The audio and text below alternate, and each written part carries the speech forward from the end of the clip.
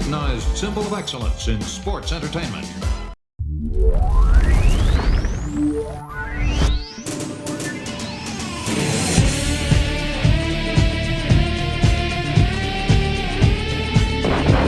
Hello, everybody, and welcome to episode 4 of That Was Extreme right here on adfreeshows.com.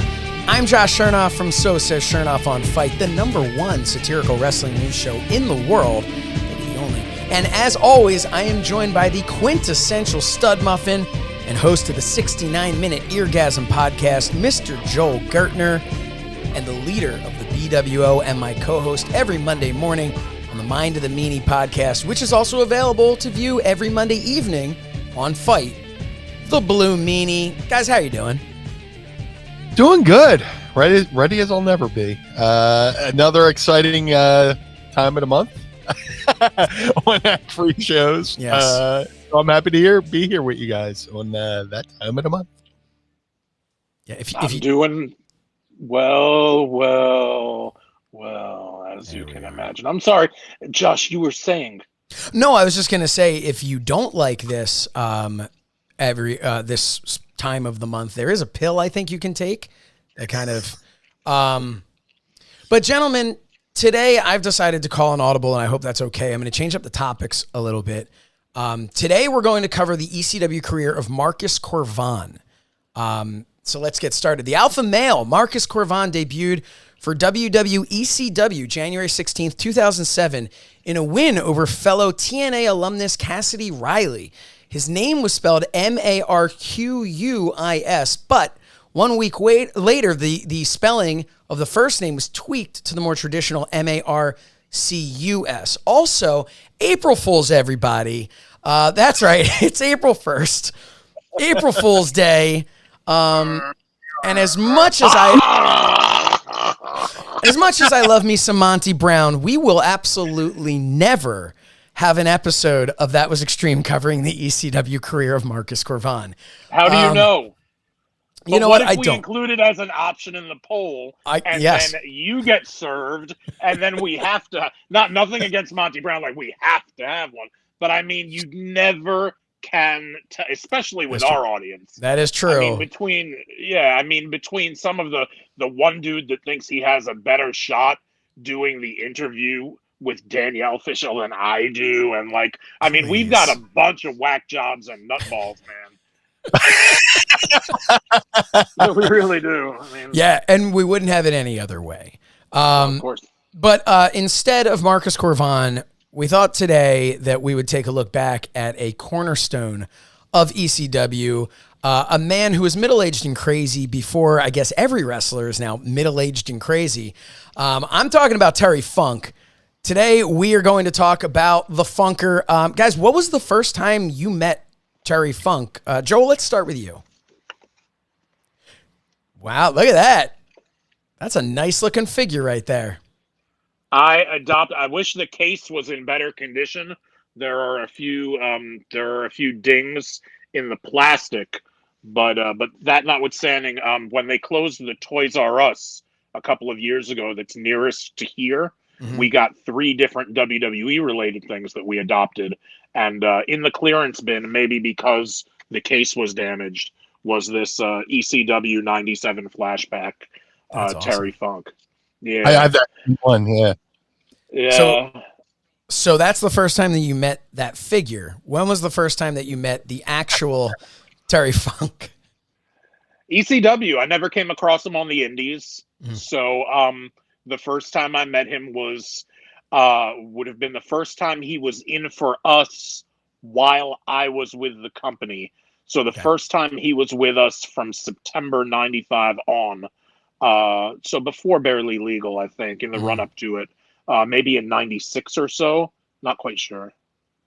Meanie, what about you? Do you remember the first time you met Terry Funk? The first time I met Terry Funk, I mean, I'd always seen him wrestle, but when I was training with Al, one of the very first road trips I took with Al was to a territory, a promotion called Midwest Territorial Wrestling. They were having an event in Port Huron, Michigan, which is like an hour and a half north of Detroit. And I met Terry before the show, and Phyllis Lee gave me the Terry. This is Brian. This is our student talking. Hey, Brian, how you doing? And then that night I watched Terry Funk wrestle Road Warrior Hawk in Oh, wow. a very ECW-esque match that went all over the gymnasium that night. Very cool. Well, Terry Funk is actually one of the first wrestlers I ever met. Bill Apter brought him, believe it or not, to my elementary school in 1994. We had a spring fair, and he brought him as like a meet and greet to all these elementary school kids. And I'll never forget, he had an ECW hat on, Eastern Championship Wrestling hat. And I had no idea who he was. I was in 5th grade, and I was a diehard WWF fan, but I had no idea who he was. Like, the name sounded kind of familiar, but I could not have been more excited to meet him. And I have like a vague memory of like telling him I want to be a wrestler when I grow up, and him probably saying something like, "Oh, that's good, kid." Or, so I don't know, but like it, yeah, I was trying to find a picture of it too, but I couldn't find the pic. I know I took a picture with him, but yeah. And then he branded you. Yeah, and then he branded me. He branded me, which was actually the 3rd branding I had gotten that day. It was a weird elementary school. So Terry Funk, long before he was meeting a bunch of elementary school children in a field somewhere, he was born on June 30th, 1944 in Hammond, Indiana, the son of Dorothy and professional wrestler and promoter Dory Funk. Following the end of World War II, the family relocated to Amarillo, Texas, where Terry and his brother Dory Jr. grew up in the professional wrestling business.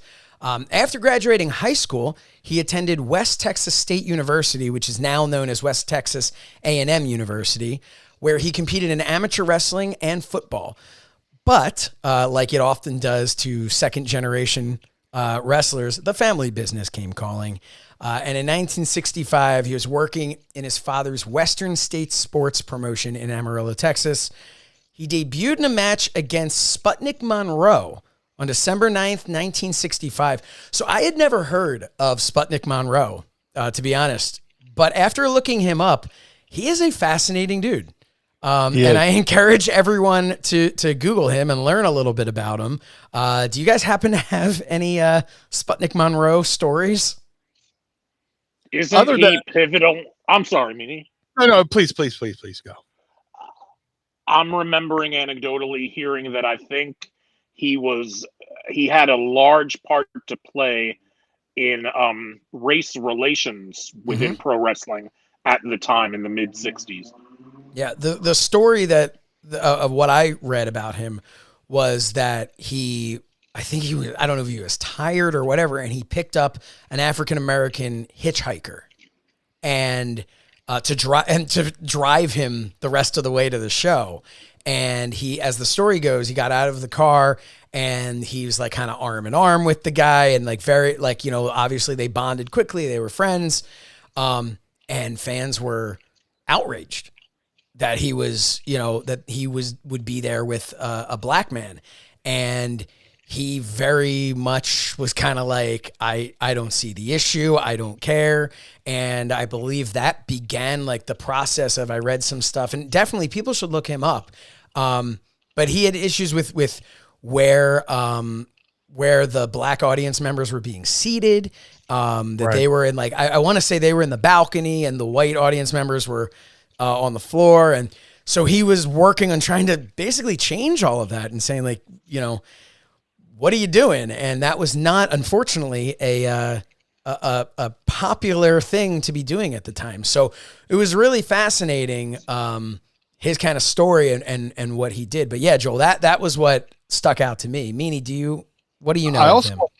I also want to say he almost staged like a sit-in where he went up into the balcony and sat in the balcony and, refused to,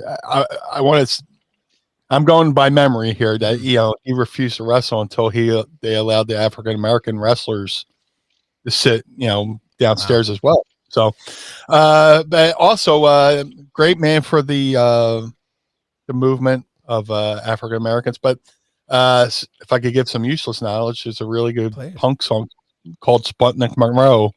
I forget the name of the band, but I just listened to it the other day on Amazon Music. So, but he's a cultural figure in the world of race relations and making sure the African American community was represented well, and he's a punk rock figure as well because he went against the system. So they did a punk rock. Yeah. So Terry Funk and his brother Dory Funk Jr. quickly rose up the ranks as a team and singles competitors, facing top names like Ernie Ladd and Hank James. From 1970 to 1982, Funk wrestled for the NWA. But it was in 1975 when he would defeat Jack Briscoe for the NWA World Heavyweight Championship. He got this chance when Dory failed to appear for the title shot. He began what would be a 14-month title reign, defending the title against Jack Briscoe, Dusty Rhodes, Giant Baba, Pat O'Connor, to name a few. In addition to North America, he defended the belt in Australia, Japan, Singapore. But the historic reign would eventually come to an end in Toronto when he was defeated by Harley Race, who had earlier beaten Dory Jr. for the NWA World Championship before losing that to Jack Briscoe. So all kind of came around full circle. But Race beat Funk with an Indian Death leg lock when Funk failed to respond to the referee. Do you guys remember that match? I remember it fondly. I was in the front row. April Fools. Wow. I remember from, like a lot of our audience from tape trading, that match was in the Toronto Gardens. And I was one of the few times where, well, not one of the few times, one of the many times, the grind of the NWA world title got to people to the point where Terry Funk said, please take this title off of me. And the, everybody knows if you were the NWA champion, you were a touring champion. You didn't wrestle just one area. You wrestled all over the world. Right. And the grind of that travel schedule, 7 days a week, twice on Sunday, got to Terry to the point where he said, please take this title off me. And, I find it ironic that, Terry lost to a Indian Deathlock when his finishing move was the spinning toe hold, which is a way to get into the Indian Deathlock. Yeah. So I don't know if that's the psychology behind the finish. But, it was a very historic match. Harley Race is deeply embedded with that title's lineage, as is Terry and the Funks. But yeah, Terry was one of the better known NWA champions to have said, please, no mas on the schedule. Wow. Joel, how about you? Do you remember watching that match? I've seen that match as a tape trader, like Meanie said. Pretty standard world championship level NWA match. And it was, you made a lot of money as NWA world champion.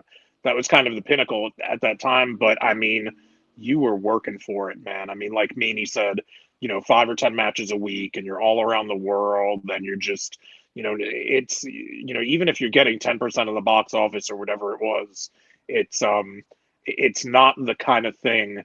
In the WWF, they were having guys hold the belt for like 6 years, 8 years, like Bruno, like Backlund. I don't think anybody could ever be NWA world champion for 7 or 8 years because it just, not to say that WWF had a light schedule at the time, but it really was a very, very globe-trotting all around the world. Would you say more international travel with the NWA than the WWF would have had? Yeah, absolutely. At that time, yeah, of course. Yeah. And that just that travel in the time zones and whatnot will wreak havoc on you. So, not I didn't know that, but not surprising when you think about the schedule that he would kind of say, hey, you can take this belt off of me. That's okay. Please. But during 1981, Terry spent some time in the Continental Wrestling Association feuding with Jerry Lawler. The most memorable match in this feud, arguably, I should say, happened in April of 1981 at the Mid-South Coliseum in Memphis, Tennessee. This was, of course, the famous empty arena match. Do either of you remember hearing about this match or seeing it back in 81? I myself have always heard stories of what 1981 was like, and I've read about it in the history books, but Meanie, we'll start with you, as of course you were nearing your 30s. Do you remember this? Do you remember this story at all? I vividly remember. Hold on, does anyone else hear Scott Steiner doing a run-in? Yeah. Is this? I was going to say my ride here. It's ambient, open window. And that's the beauty. Covering ECW, you have very ECW moments. Yes. But when it comes to the arena match, I know that match strictly. At the time, I strictly knew it through what we love to call the Bill After Mags, the After Mags. Mm-hmm. But then I went on to, again, through tape trading, got to see it. And one of the most fascinating things about the empty arena match between Lawler and Funk is it starts off with like Lance Russell just standing there smoking a cigarette, which you would never see on TV nowadays. He's just like, anyway, I was banging his rat from Tuscaloosa, and one there. So Lance Russell, man, the swinger. And that match was so revolutionary. I've wrestled in many empty arena matches, but that was just because of bad promoting. This was that was purposely done. A purposeful promotional tactic, and it was something to watch. Just to it felt like you were watching a snuff film of sorts. You felt like you were watching. I hate to be like, but it felt real. You felt like you were watching something you shouldn't have been watching, a fight between two men who had an issue. Right. And it was very violent, almost comical, because Terry had a way of selling that at the time a diehard fan would be like, "Good, get him." But he's screaming, "My eyes!" Now it's a soundbite, Yep. But yeah, it was such a great match, and revolutionary for its time. Joel, what about you? Do you remember seeing that match? Yeah, I got into wrestling around maybe 83. I can't really put my finger on it, but maybe 83, maybe 84. Mm-hmm. It would take a few months, right in time for the big kind of golden era, sure. The nationalization, that kind of thing. So 81 Memphis wasn't available on my TV, and again, nor was I even yet watching wrestling.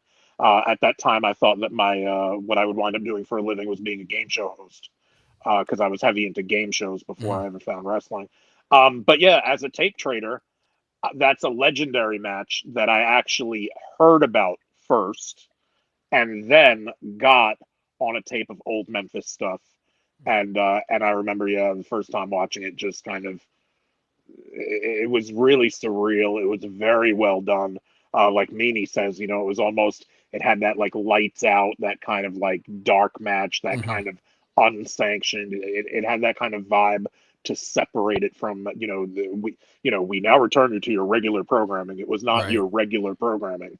And at the time in 81, for TV, that really kind of differentiated it and made it seem super special. The style of the match, too, just really, really a classic. I mean, among tape traders, especially at the time, in the late 80s, early 90s, it was really a classic. So Terry and his brother Dory Jr. would spend some time in Japan, earning a reputation for toughness, wrestling such greats as the Sheik, Abdullah the Butcher, Stan Hansen, Bruiser Brody, Giant Baba. Now, younger fans remember Chainsaw Charlie and Funk getting chokeslammed out of his shoes during the infamous Hell in a Cell match with Foley and The Undertaker. But they might not realize that Terry Funk spent some time in the WWF from 85 to 86, debuting in 1985. His televised debut was on Championship Wrestling, and it's memorable for him attacking ring announcer Mel Phillips. after Phillips made the mistake of putting on Funk's cowboy hat. So that's a video to definitely go on YouTube and look up. The attack on Phillips, though, actually led to a feud with the Junkyard Dog, which would ultimately lead to a match between Terry Funk and Dory Jr. under the name Haas Funk at the time, facing the team of Tito Santana and Junkyard Dog at WrestleMania. Terry also had a series of WWF title matches against Hulk Hogan at that time. But yeah, that was something I knew, but I remember it was probably late 90s or so, during the ECW days or whatever, when I realized that he had actually wrestled at a WrestleMania. For whatever reason, that was so weird to me, the idea of Terry Funk being in one of these early WrestleManias. And I know you guys, you're both WWF guys growing up. What were some of your memories and impressions of Terry Funk here in 85 and 86? For me, it was fun to finally get to see Terry wrestle on weekly television. I had known him through the magazines. I had seen clips here and there, when I started watching shows like Pro Wrestling This Week or other various tape shows and stuff like that. But here's Terry Funk on my television, weekly television, brand new programming. It was fun to watch. It's interesting to see them rebrand Dory Funk Jr. as Haas Funk. Yeah, because Vince has an aversion to juniors in the wrestling business, because everybody refers to Vince as Junior, and I think he always kind of hated that. So when you bring in Dory Funk Jr., he changes the name to Haas. And also, not to interrupt, but also loves to kind of alter the gimmicks and kind of take former NWA champions down a peg or two, as we saw him do with Harley Race a couple of years later, 1 or 2 years later. Oh, absolutely. Absolutely. Yeah. He likes to WWF-anize or F or whatever kind of term you could use. Yeah, it's cool. He F's the talent, we'll say. Yeah. Yeah. But well, let's jump. Oh no, Joel. What were your experiences watching him? Like because again, you talked about when you got into it. This would be right around the time that you're a wrestling fan. You're watching WWF. So, do you have any early memories of Terry Funk there? I'm familiar with that run, and I remember him having heat with Mel Phillips having heat with him. However you want to put it over. Mel Phillips putting his hat on. And I guess there was slight racial undertones there. Like, is he upset? Because when he starts his feud with Junkyard Dog, now you're thinking to yourself, okay, he didn't want this African-American wearing his hat. And now all of a sudden the first person he's griping with is Junkyard Dog. There were always kind of, especially in the early and maybe mid 80s, if you listened to a lot of heels cutting wrestling promos, sometimes, especially when they were cutting them on Junkyard Dog, you'd listen to guys like Piper, you'd listen to guys like Valentine, Orndorff, Morocco, and there could be very racial, racist kind of undertones running through. So I remember they kind of teased that a bit.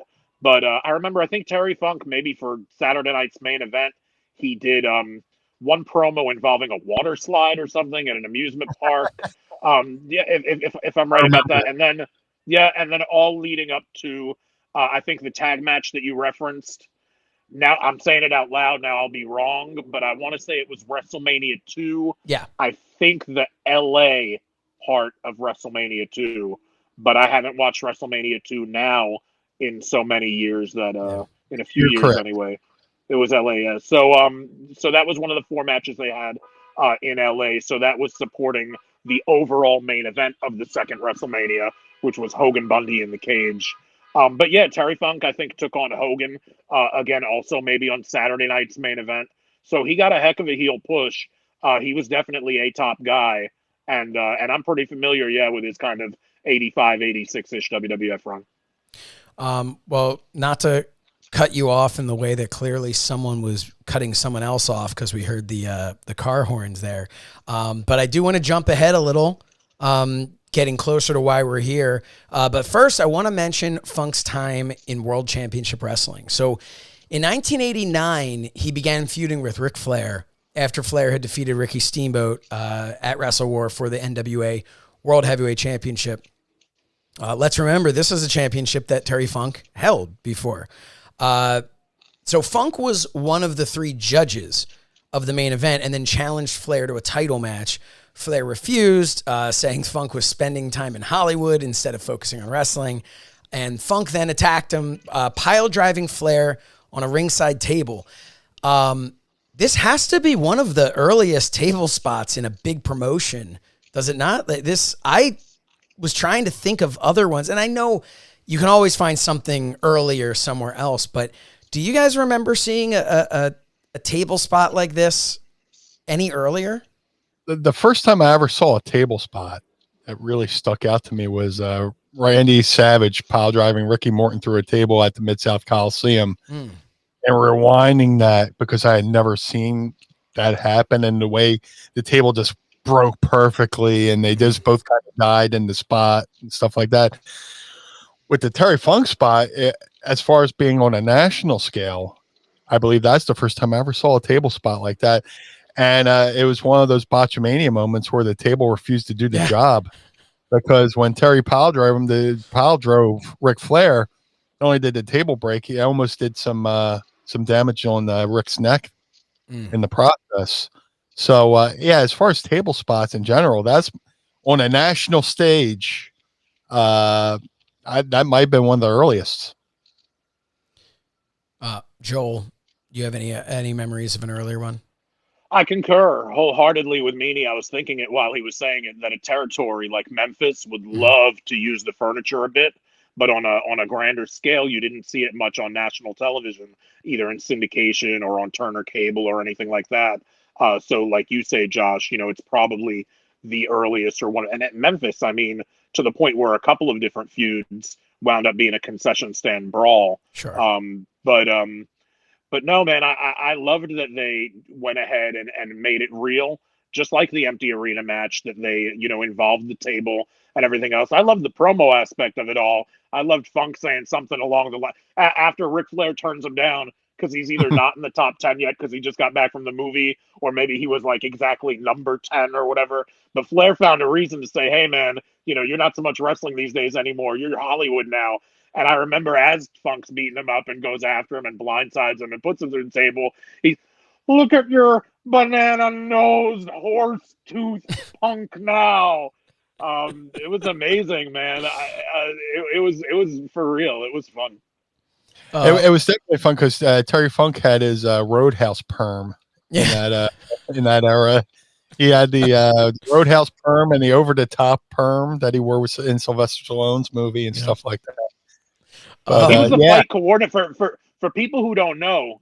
Everything that goes on in Roadhouse that looks anything like professional wrestling or a fight was choreographed by Terry Funk. He did all of the fighting for that movie. Yeah. Wow. Yeah. So he and Flair had a decent feud, culminating in a classic I Quit match at Clash of the Champions 9, which Funk lost after yelling, "Yes, I quit," while in the figure 4 leg lock. This match received a 5-star rating from Dave Meltzer back when his 5 stars really meant something, if they ever meant anything. But it did receive when it was 5 out of 5. When it was 5 out of 5, yeah. Out of 5 out of infinity. Yeah. Not too long after, Funk became a color commentator and then hosted his own segment, Funk's Grill, where he even wore a tuxedo, which is definitely something to watch. This didn't last long, and he left soon after for the USWA. But I have to say, though, that the Funk's Grill plays an early part plays kind of a part in my career. Yeah, where parodies come in, because during one of Terry Funk's grills, he came out dressed like Ric Flair. We had a blonde wig, and he put on a fake nose and pretended to be Ric Flair. And then much later, as you know, in ECW, when me and Stevie and Nova are doing parodies of different wrestlers, you think back to Terry Funk doing the parody of Ric Flair was like the earliest jump off point to where you could say a wrestler parodying another wrestler that he was feuding with. Yeah. That's interesting. So during this time, he would also make about 8 shots or so with Eastern Championship Wrestling throughout 1993. Wrestling stars such as Jimmy Snuka, Eddie Gilbert, and even winning the world title from Sabu at Holiday Hell 93. And it's interesting to note that the WWE, for whatever reason, does not recognize that reign in their ECW title history. Do you guys have any idea why? I couldn't really figure out why they didn't recognize that. In my recollection, it probably goes back to the tape library because I don't know if there's footage of that match. Okay. Because there's that one, and then ECW had its own version of Rio de Janeiro with Shane Douglas being Tito Santana on a Phantom Wrestling show to get the belt off to Shane. So I don't know what the deal is with that. I'm just learning now that WWE doesn't recognize that title reign, but it could be. Maybe there's no footage of it for them to draw from. I don't know. Yeah. Joel? I have a friend who I've known since I moved to Waterbury. His name is Eric Stefanowitz. He works in WWE TV. He's basically an archivist there. He found the Buzz Sawyer time. I mean, he goes through the vault and he has found a lot of legendary matches. He's a historian. He's an archivist. So he's one of the guys that works in TV building. And Meanie actually met him at my wedding. Yep. And his favorite wrestler ever is Terry Funk. A lot of the original project of moving ECW onto the WWE network, he was involved with. Oh, wow. So Shernoff, I'm going to ask him in the off time between this recording and like the date of airing, like when we do our Zoom, remind me again, bring this up. And if anybody would know why that title reign is not acknowledged, he either knows it right now or at the very least he can find it out. Awesome. We'll look that up. I'm writing it down right now to remember to bring up. And now that I'm mentioning him on the podcast, he's probably going to lose the job. And by April 1st, he won't be working there anymore. But at least we'll know. But at least we'll know. And that's really all that matters. But hey, what a perfect... I don't remember exactly what tier gets to be a part of that Zoom call that we do every month over at adfreeshows.com, which, by the way, is so much fun. But Absolutely. this it shouldn't be everybody. They should limit it. It is limited. I think it's again, top. Not to beat a dead horse, but like there's a few people that we come across every month at the first. I'm like, hey, March, hey, February. I'm like, this is going to be a great month. And then you meet like a couple of these wackadoos who like sit on the TV and watch the couch. You know what I mean? So let's not. I mean, you should have to be a top guy to be in on these Zooms, but we'll figure it out. So I know it's top guys, and I think there's another tier right below it that's allowed to be on it. But this is a great a way to encourage people to sign up for that tier that allows you to eventually, I guess, be humiliated by Joel Gertner on one of the shows. But I enjoy the camera angle on those Zoom calls. That reminds me of, it gives me the perspective of my girlfriends from high school while we were driving home from oh, that's how it looked. So driving home from a WCW house. Shernoff loves it. Look at Shernoff. Oh man. What a hell of a pop that is. This is what I had kind of hoped was going to happen with this show. The first 3 episodes were very like, and then on this date, Taz wrestled it. And then, eventually we start getting comfortable. The chemistry gets a little bit better, and we're able to just... Oh, there was a pop, all right. Shernoff's like it's a frat house now all of a sudden. Oh, man. This is great, though. Who are we talking about today? So I was going to ask you guys, what are your early... We're talking about Flash Funk. Flash Funk, yes. What are your future tag partner of Terry Funk years later? What are your earliest memories of Terry Funk in Eastern Championship Wrestling? Obviously, this is the time before either of you were there working for the company. but you had tabs on it. What are your earliest memories of him there? Or was it just kind of in a way like, at that point in time, there were so many people who kind of were just coming in. They were the name, much like what you would find in a traditional independent promotion where the name comes in to help draw the crowd. What were your memories of him then? I was fortunate enough to be there on the ground level as a fan watching Eastern Championship Wrestling. Again, credit to Dave Meltzer. He advertised that there was a new regional wrestling promotion starting out of the ashes of the Tri-State Wrestling Alliance, and they were getting local TV. So as a wrestling fan, like most wrestling fans my age in that era, we skimmed the local TV guide for anything wrestling. You would just stare at the TV guide hour by hour, channel by channel. And then by happenstance, Eastern Championship Wrestling. I'm looking at Daily News, Eastern Championship Wrestling, 6 o'clock on Tuesday. All right, I'm watching. And there's Terry Funk. Much like as we just talked about in his role versus Ric Flair as a commentator at ringside, on those early ECW shows, he was just a commentator at ringside. And later on, it would turn out to, he would be a commentator at ringside and then have a beef with Eddie Gilbert. Along those along those same lines of with Ric Flair, where he's a commentator going into the ring as a competitor, right? But he was instrumental in his brutal honesty. I remember the very first show of Eastern Championship Wrestling on TV. Terry Funk with a live mic goes, "Well, that first show wasn't really good, but we're going to get better. I swear by God." And it's just like, "Oh, thanks, Terry." They look on Todd Gordon's face like, oh, Terry, how can you say that? Anybody knows Todd. How can you say that? Terry's like, "Oh, well, the show wasn't that good, but we'll get better." And it's like, and the fans appreciated that. Yeah. He gave, not only did he give ECW a level of credibility. There it is. Yeah. First day with the new mouth. I apologize. It looks great. He brought that sense of honesty that ECW tried to have with the fans. We fucked up. We let you know. And that very first episode, he let you go. He let you know. Yeah, well, that kind of sucked, but we'll get better. Funk would continue to work for ECW throughout 1994. Most famously, the night the line was crossed in February of 94, which we covered in episode 2 of That Was Extreme, available in the archives at adfreeshows.com. But also at ECW Heatwave 94, where he teamed with Dory Jr. to face Public Enemy in a barbed wire tag match.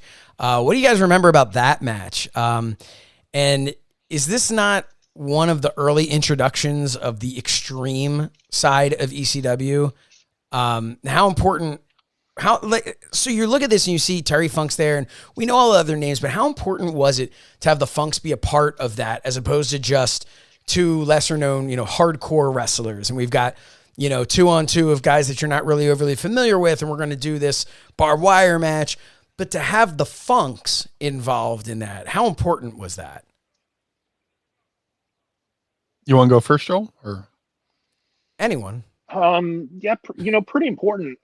Philadelphia, for a Northeast town, Philadelphia's as heavy into NWA and WCW as you're going to get. The NWA title, again, even though Philadelphia was kind of right geographically in the wheelhouse of where WWF used to tape their TV, and they actually used to do weekly TV in Philadelphia before, like Allentown, Hamburg, and stuff like that. Right. But so very, it's a fighting town. It's a wrestling town. It's a wrestling history town. And a guy like Terry Funk, man, between being in the territories, being NWA World Champion, having his run with the WWF, having his run with Flair and WCW. Meanie pointed out I never even thought about it, that, yeah, he started out as a commentator, got pushed to the world title level with Flair, and it was, and what happened in ECW was kind of an homage, kind of a throwback to that.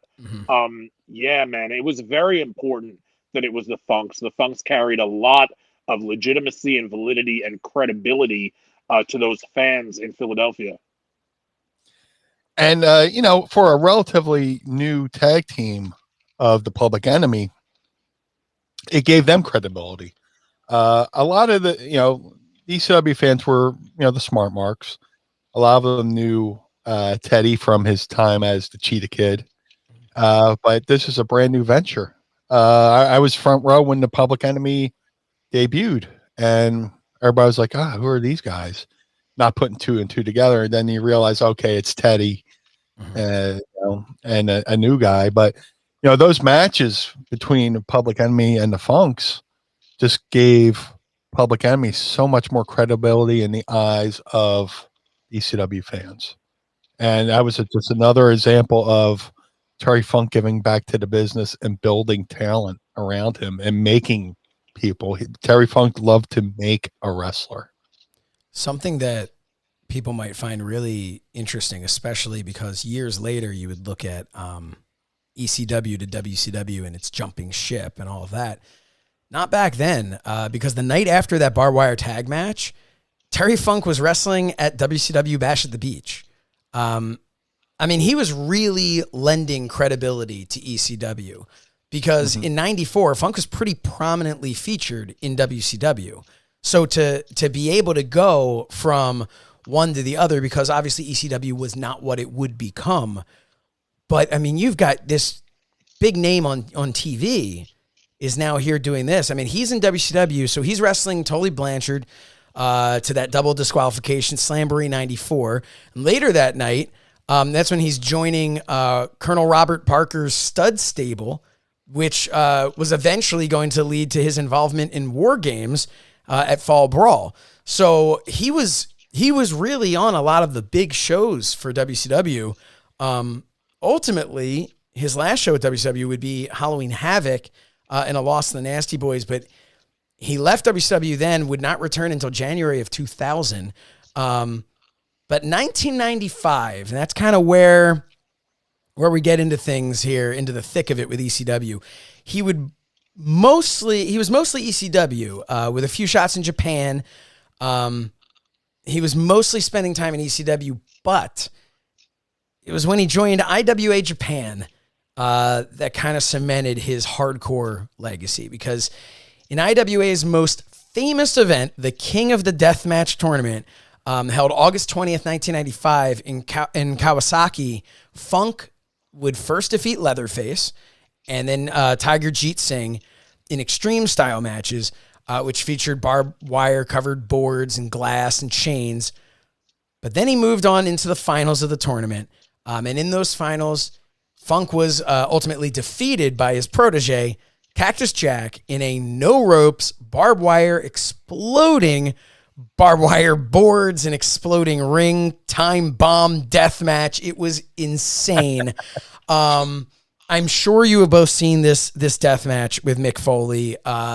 That was one of the early tape trades that I did. I remember sitting with my friend John, and he's just like, have you seen this thing? And I'm like, no, I haven't seen that yet. Blew my mind. If fans have only had the taste of a death match via AEW's most recent pay-per-view, where things did not go exactly to plan with the exploding ring, could one or both of you try and paint a picture of what this was all about, this death match in Japan? This death match tournament really was just. Everybody's kind of numb to death matches now, but to see this for the very first time was mind bending. The closest I had seen to a barbed wire match had been in the Crockett territory, the Great American Bash. I believe it was Tully versus Dusty Rhodes in a barbed wire ladder match, but it was nowhere near the length of these two went with the barbed wire or the barbed wire. Sorry, I'm getting all South Philly on you here. Bob Wire, I know him. Good guy. Bob Wire. Yeah. But yeah, man, it was incredible. And the little side note, this I think the notoriety not only came from the fact that they had this death match, but ICP went on to bootleg this death match, rebranded as Stranglemania, where they gave Terry Funk a new name and Cactus Jack a new name. I believe they called Cactus Jack Cactus Sack. Nice. To which later on, they were confronted by Funk and promptly cut them a check for said VHSs. But that's a little sidebar.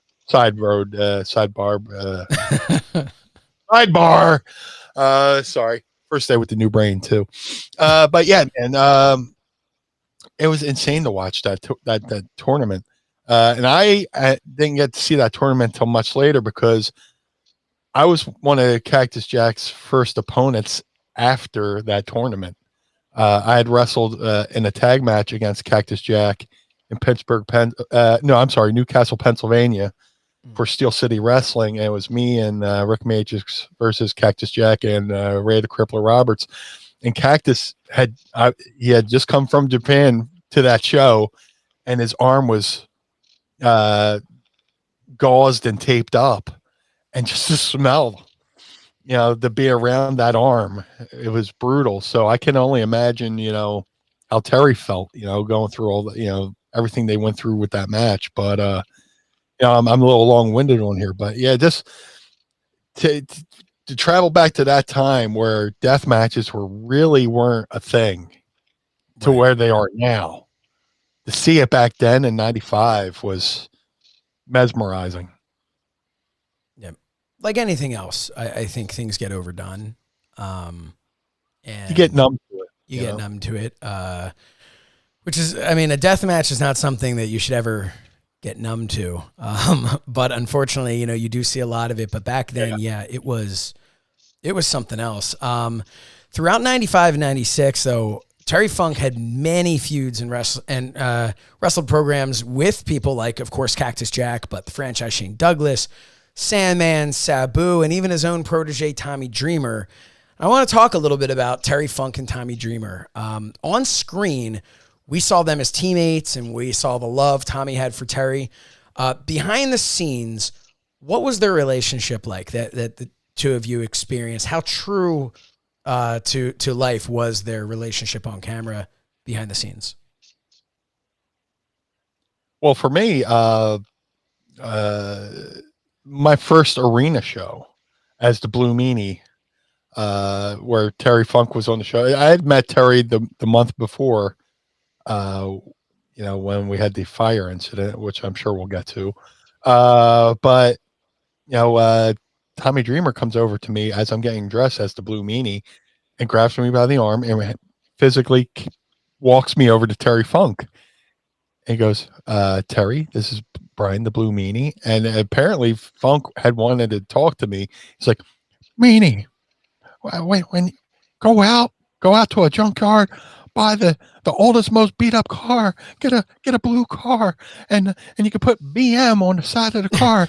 So when you drive to the arena, people go, hey, look at Blue Meanie in that blue car and all that stuff. And all that was a project of like Terry Funk saying this idea to because backstage Terry and Tommy would be right next to each other, and always talking. It was the relationship was there.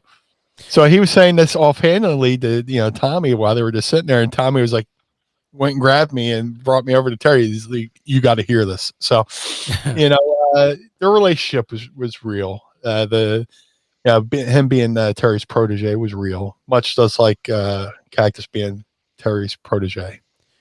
I want to. You said we mentioned it later, but now's a perfect time talking about the fire incident. There are a few images that people remember because it was in the opening of ECW, the chairs flying into the ring, covering Terry Funk and Mick Foley. But Meanie, can you take us through the fire incident you're referring to? The infamous fire incident, which never made air. Which building was that? That was the ECW arena. It was the arena? Okay. which I'll send you photos.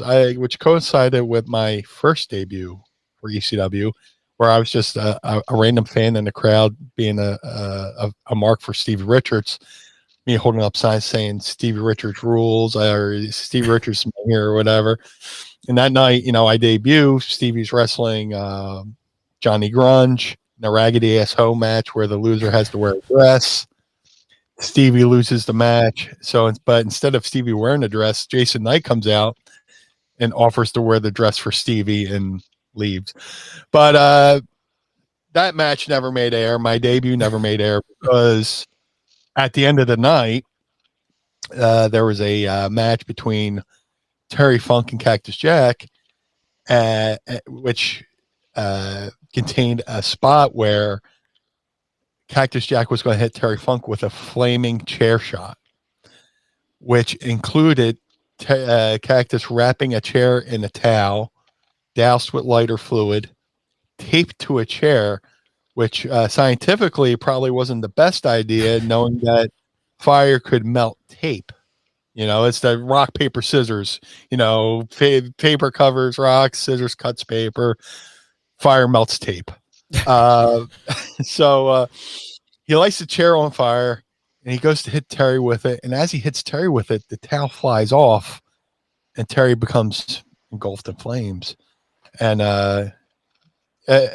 if you go to the Instagram page, Instagram.com/TooFastForBlood, I believe there's some photos of said match that might be the only photos in existence of this match. But with the smoke, the building filled with smoke, Cactus Jack dives on Terry Funk to put him out. The next spot in the match was supposed to be the lights going out, and then Raven has Tommy Dreamer at the top of the ECW arena in a crucified pose, not on a cross, but with like two chains. Mm-hmm. And there's just going to be a spotlight on him. So as Cactus Jack dives on Terry Funk to put him out, smoke's filling the air. People were hitting them with fire extinguishers. The lights go out, and then everybody in the building starts to panic. There's a fire. The lights are out. There's smoke. People start rushing for the doors. And the first thing you're thinking is, it's going to be like a Who concert, where like there's this infamous concert back in the 70s or 80s of the Who, where fans were rushing the stage and some fans got trampled to death. Yeah. Well, that was the fear of everybody, running out of the ECW arena that night, that like fans were going to get trampled and stuff like that. So it was a big mess. It never made air. There was a lawsuit that came out of it with a fan who had reached over the rail to try to pat Terry Funk out and burned himself. But and I usually joke, that's the night we set a fan on fire. But no, the fan reached over the barricade to put out Terry because Terry was so beloved. Yeah, there's fans who were literally willing to touch fire to help put Terry Funk out. So that was the night of the fire incident. Man, Joel, were you there for that? I was. I had just started working with the company about a month earlier. I think I know I started in September of '95. I want to say because they did every 3 weeks the ECW arena. I want to say maybe October there were 2 shows, an early October and a late October. I think maybe the late October would have been the fire show, maybe something like that. But I know I had been with the company for a number of weeks. And so, I was there and I was greening the company and just wondering if every 6 weeks we were going to have a fire. And,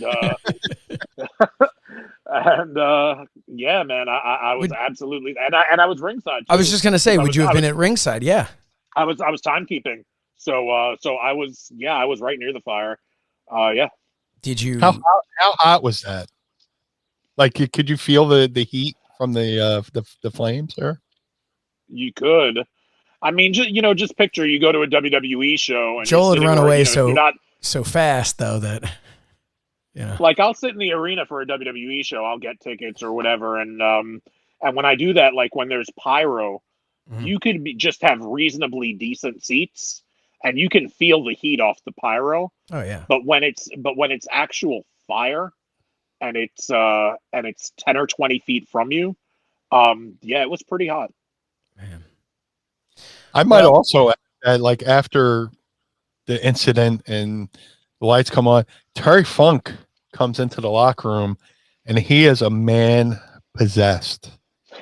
He is doing what I call the Terry Funk death march, where, you know, he's walking, but it's like very just like, but not robotic, but just like mechanical, and he's just grabbing things and tossing chairs. Like, if you ever saw Terry Funk at ringside, just grabbing and tossing chairs. I saw him take one of these super, you know, those big fans where it's a huge circle, but it's on the stand. And maybe weighs 30, 40, 50 pounds, whatever.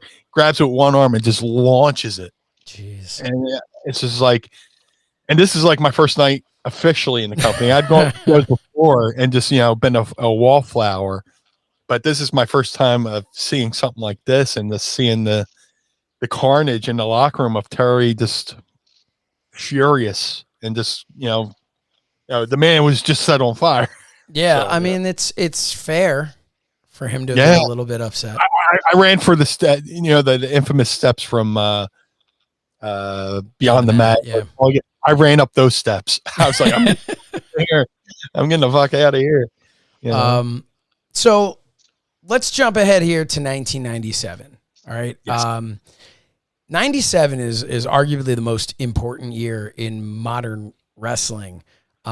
Certainly a huge year for ECW. As we covered in episode 1 of That Was Extreme, ECW held their first pay-per-view, Barely Legal, on April 13th, 1997, and Terry Funk was in the main event, eventually winning the ECW World Heavyweight Championship from Raven. Earlier, obviously, he defeated Sandman and Stevie in the triple threat match. Meanie, you were there at ringside. No help to Stevie, of course, that night, unfortunately. So he earned that match with Raven, and he would go on to win. We've covered that again. You can check that out, episode 1, Barely Legal. Funk went on to successfully defend the title in bouts at Chapter 2, the Buffalo Invasion, WrestlePalooza, Heatwave, but he was ultimately defeated for the title by the same man that he beat for the title, unless you ask WWE, Sabu. In a barbed wire match at Born to Be Wired in August of 97, in which the ropes of the ring were taken down and replaced with barbed wire. Both men had to be cut out of the wires. Sabu had his bicep visibly torn open by the barbed wire, and as a result, the wound was taped up and the match continued. What can you tell us about that? But before you get into that, I mean, obviously they were bleeding profusely. This show is on ad-free shows. We don't do ads here. But as a concerned, I guess, friend of yours and all of our viewers, it's important that we talk about the fact that you don't want to be bleeding the way they were bleeding, especially on your balls. And I just wanted to let you guys know that that's why I go to manscaped.com. I've used actually the promo code EXTREME. But this isn't, wait a minute, but this is, hold on, but this isn't even product placement, let alone an ad. This is information. In other words, the closest this gets is advertorial. Yeah, it's informational, but it's not an advertisement and it's not product placement. No, this show is ad-free. He could talk about Manscaped right now. Yeah. How you don't want your balls to bleed, and even if you're a man like Terry Funk from the Double Cross Ranch, you want to be a gentleman, and in case a lady comes a courting, you want to make sure that your balls are nice and smooth, smell good, and you want to use Manscaped. It doesn't mean that this is an ad for Manscaped. He's just telling you what some other shows might do. And you know what? And I do a podcast with Meanie. He can attest to the fact that I always have my Manscaped stuff with me. It's always here because you never know when, you know, your camera, I guess, is going to fall down and you need to make sure you're in shape. Like, I'm always, in case there's a stray hair or something. Yeah, I've got they do officially sponsor you guys there at Mind of the Meanie, right? They do, yeah, but this just falls under historical reference. Exactly. You're making a point to talk about what happens on that show, but most certainly not an ad for Manscaped. Yeah, why would it be? No, this isn't an ad, and the fact that their website and the promo code EXTREME which I told you about that, Joel, earlier. The promo code Extreme, you save 20% and you get free shipping when you use that promo code Extreme at manscaped.com.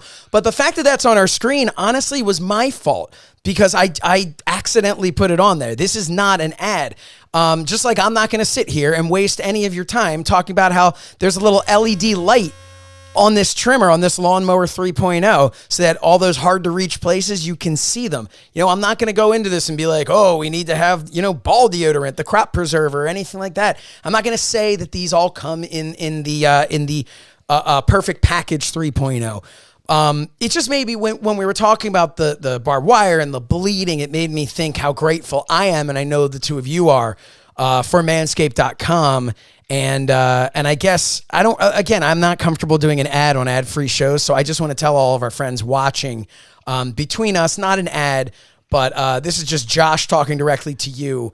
You can go to manscaped.com. I know that there's a promo code Extreme that's going to save you 20% and get you free shipping. I would do it, but enough about that. I shouldn't have even brought that up. That's informational. Guys. No, hey, listen, that's almost a public service. Yeah. Nobody would expect you to do an ad on an ad-free show. Yeah. That's like getting a handshake in a whorehouse. It just doesn't happen. No, but not at all. Thank you, though, for helping everybody and giving them the information, especially as it relates to Manscaped and their sponsorship of you guys over at Mind of the Meanie. Yeah, absolutely. And it's important, but it's, look, I think that stuff's important. And whenever I think about it, I just want to tell the people I'm talking to.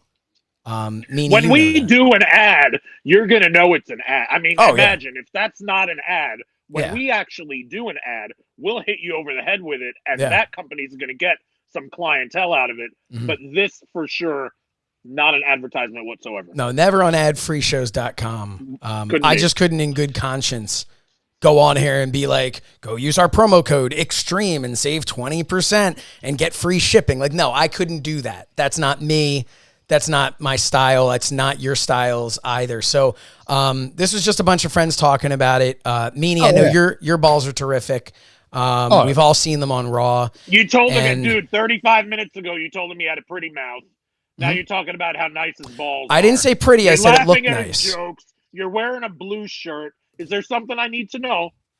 I just blew myself. I wouldn't judge you. I wouldn't hold it against you. But, like, anything I need to know, anything Mrs. Meanie needs to be aware of. You wouldn't hold it against me, but you're insinuating that I would hold it against myself. Now, all I can say is this. When it comes to packages, the Blue Meanie and I are going to be enclosed in plastic thanks to Cella Toys in a 2-pack. Again, not an ad.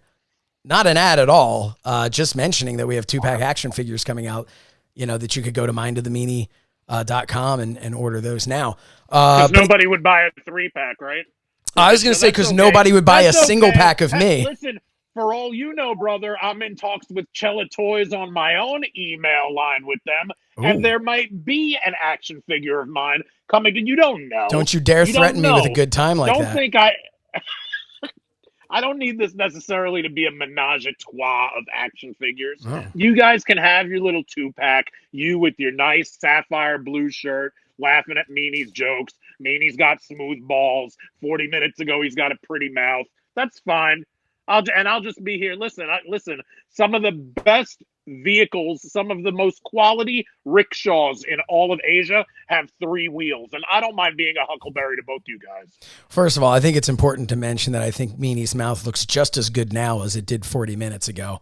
But Joel, some valid points were made. But I think we got a little bit off topic here, just when I wanted to share that with you guys. So what can you tell us, Meanie? In the words of Terry Funk as he was wrapped in the barbed wire, my balls. Oh, he got my balls and my balls. and all I'm saying is Terry Funk in that moment would be the first to tell you bleeding balls, not what you want. And so I'm sure he goes, if Terry Funk was going to manscaped.com, what other promo code would he type in off the top of his head other than Extreme? That's all I'm saying. Hey, so what can you guys tell us about that match and the reaction backstage during and after the match? Were you both there that night? Yeah, I was. Joe, you want to take that one first, or? So first, kind of the reaction. First, the reaction. I'm curious during the match. While we're watching this and we don't know what the outcome's going to be, but here they are tangled up in barbed wire. What was the reaction there? So if I could paint a photo for everybody, we've all seen Beyond the Mat, and you know how all the boys sat around the monitor. Mm-hmm. That's how it was every ECW show. There was a monitor, there was chairs, and the boys watched the whole show. During the course of that match, we were watching it, and it was just like, you know, we're all performers. We all know what pain feels like. I mean, right. Everybody knows what pain feels like, but we have an extraordinary sense of pain. Sure. To where when somebody goes, "Oh, my back hurts," we go like, "Yeah, your back hurts, right?" But we're watching. Yeah, sure, your back hurts. My back hurts. But we're watching. I was just powerbombed by the fucking pit bulls. Don't tell me with your back hurts. Yeah. I was super bombed off the top rope by the pit bulls on one of the stiff ass rings. Let me tell you, tell me about your piggy toe on the coffee table, please. Hey, that can really hurt, and I told you that in confidence. Continue though, Meanie. But like us as performers who are used to pain are watching this match and just loud, audible groans like, "Oh my God!" And like you said earlier in the match, Sabu goes for a leg lariat on the Terry. Terry moves and he gets caught up in the barbed wire and it rips his bicep. And you see Sabu yell, what the fuck? In Sabu's voice. And he yells at Fonzie, get tape. And Fonzie, and it's so surreal you watch all this footage back on the WWE Network, but as a performer, you're sitting there at the gorilla position and you're watching a monitor and you see Fonzie running off camera and then he runs into the room you're at. Who's got tape? And the boys are like running their bags, tossing them like a thing of, athletic tape, to which, Fonzie runs out of the room and appears back on the frame. Who's like taping his arm while Terry's like doing quasi moves like a rude awakening or a neck breaker or this or that. Well, Sabu's trying to register what's going on, but he's also trying to close his arm up. Yeah. So the match happens. It comes to a standstill. They become a human tumbleweed, the best way I could put it. Yeah. And they literally had to get wire cutters to get them out of that. My experience was, I knew Sabu before ECW, and of course during my time in ECW. So I went over there and went over to Sabu and just hung out and watched as the medics, not only were they wiping off some of his wounds and helping stitch up some of his wounds, I watched Sabu close his own wounds with crazy glue. Like he would stand there and he would pinch his bicep. For those watching at home, he would pinch his bicep close, put a little drip of the crazy glue in there and blow on it to dry it. And as he's doing that, he's still screaming like, because it's burning, he's putting the crazy. So he goes, blows it off, and then puts a second, like he would do 2 or 3 layers of the crazy glue per wound to make sure it stayed closed and stuff like that. So later on in ECW, Terry Gordy would open me up hard way with a steel trash can to where the same said doctor was like, yeah, you need stitches. And Sabu comes over and looks at it and goes, well, you could get stitches, or I could crazy glue you. And I went, I marked out, like, oh, crazy glue me, Sabu. And he did, and packed a hell of a buzz. And crazy gloomy Sabu. That's a t-shirt. Yeah. Slicker. Coming soon. ProWrestlingTees.com/that was extreme. Not an ad. Not an ad. Information. No. Just directions. And what friend hasn't given friends directions? Yeah. I mean, lost. Anita sure just says crazy gloomy Sabu. But no, seriously. Dude, it was frightening. I'm trying to make light of a serious situation, but when you're wrapped up in the barbed wire like a human tumbleweed, you don't know where the bobs are going or where they're at and stuff like that. I mean, they could be how close are they to a major artery? How close are they to your jugular? You just don't know. I remember watching it, and it was scary as hell. And it's like one of those things where I feel like as a fan, like you almost step back and you're just like, hey, I appreciate you guys entertaining me, but right now I'm trying not to watch you die. So let's see if we can't fix this a little bit. And, you start really being concerned for these people. And, Joel, what about you were there that night too, you said? Yeah. But Meanie nailed it. Meanie covered it. So, I mean, everything Meanie said. Sorry. No, in a great way. And then in a great way, because one thing, again, that I had never thought about is something Meanie brought up where the fourth wall so we're watching tomorrow's TV today. Right. We're watching ECW Hardcore TV, but we're watching it live as it's being taped. We're living it as it's happening.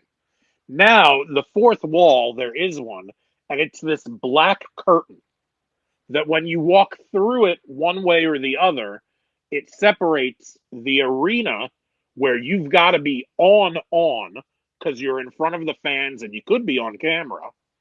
When you get through the other side of the curtain, I'd love to say you return to real life and the real you, but you're still backstage at the ECW arena on Saturday night taping night, and you've still got to be on because you've got to be on guard because it's still not real life. It's surreal as hell, and you never know what could happen even backstage. It's almost like, I think there's a Japanese saying that's like, you have three faces. The one you show everybody, the one you only show those that are close to you and whom you love, and the face that you only see yourself. And that's almost how it was certain times at the ECW arena, is that there was the quintessential Stud Muffin when he was on one side of the curtain and on camera. There was the real life Joel Gertner that was backstage but at work for ECW. Right. And then there's the person who you are at home who just doesn't happen to be at home right now. Right. Yeah. So when Meanie brought that up, that's essentially, to watch tomorrow's TV today and you're watching it on the monitor and you're so emotionally invested in your real life friends that are like your family, and you see them hurt and you see them bleeding and you see one of them sending this character Fonzie to go get the tape, and then all of a sudden through the curtain comes Fonzie. It's like living on the set of Pee-wee's Playhouse. You know what I mean? Yeah. Yeah, because here comes real Fonzie. Now through the curtain, you just saw TV Fonzie. Real Fonzie comes, and I'm not talking about, from Happy Days, but, although that would be cool. But yeah, so I understand what you're saying, and that I can only imagine how surreal that is, and to especially with us, where are we in bed with WWF? Are we not? And we do these invasion style promotional angles, and you never know what's ribbing on the square and what's storyline and episodic and what's a complete shoot.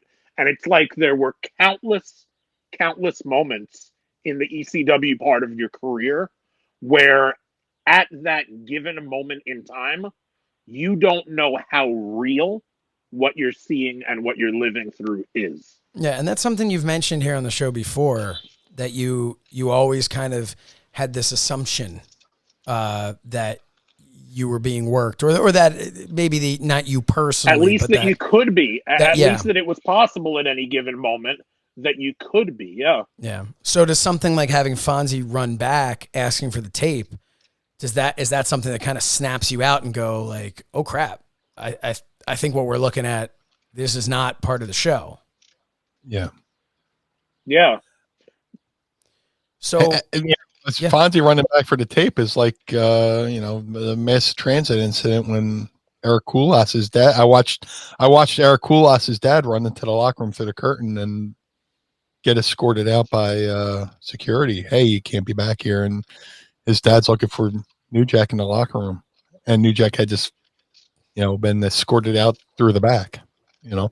It's one of those moments that takes you out of the what you're watching on TV to real life. That the locker room was Kansas and outside was Oz. Supposed to. Yeah. So as 1997 is winding down, September of 97, there's a show that was held in Funk's hometown of Amarillo, Texas. It was called Terry Funk's WrestleFest. And it was both his own show and a celebration of the career of Terry and his father and his brother. In the main event, Terry Funk lost to then WWF World Champion Bret Hart in a non-title match. This is the event that's focused on, you mentioned Beyond the Mat earlier. This is a big featured part of that, which includes some of the classic scenes with the late Dennis Stamp telling Terry that he won't be there because he wasn't booked. I wasn't booked, Terry. I wasn't booked. Terry Funk saying, I want you to be there. He's saying, I wasn't booked. And Terry saying, I want you to be there. You know what? Now I'm going to put over an Instagram account because, Meanie, I love that you put over Too Fast for Blood because I'm familiar as well. And so I love that.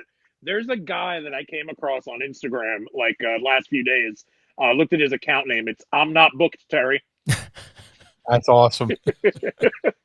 I just, I will never forget all the way to Terry Funk walking away. I want to see you there. I want to see you there. And he's going, I don't know, Terry. I want to see you there. And then Terry Funk walks away and just steps in like a pothole or whatever it was while he's walking. And it was just I sell for that. Yeah. And every time I'm like, oh God. Because that's teenage Blue Meanie right there. I was always rolling my ankles. I'd be walking, all of a sudden my foot would go, nope. Well, ultimately, Dennis Stamp would end up refereeing the match. Love me. Please love me. Were either of you there for that show? Unfortunately, I was not. I wasn't. I wasn't booked, Terry. You weren't booked. Well, yeah, neither of us were booked, Terry. I wasn't booked. So before the match, I didn't have a trampoline, so I was doubly fucked. So because there was no way for you to prepare for your next match. But having said all that, Meanie, your mouth still looks as good as it did an hour and 5 minutes ago. Just like those card rides home from a WCW house show, my girlfriend.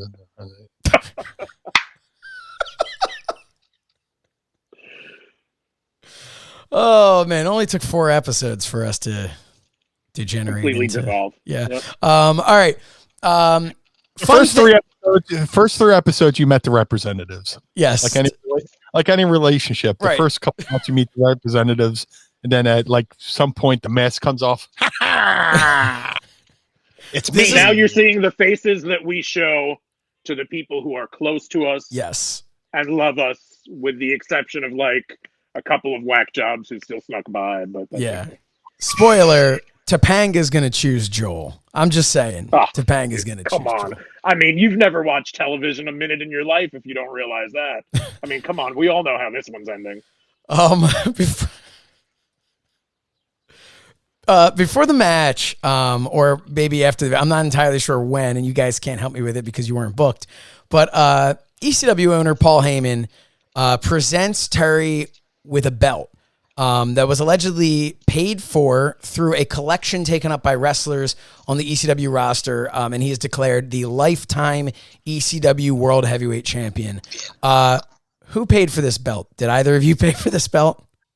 It probably could have. I don't know. It came out of the BWO t-shirt sales. But that's always been what was said was this was took up collection from everybody, in the ECW locker room.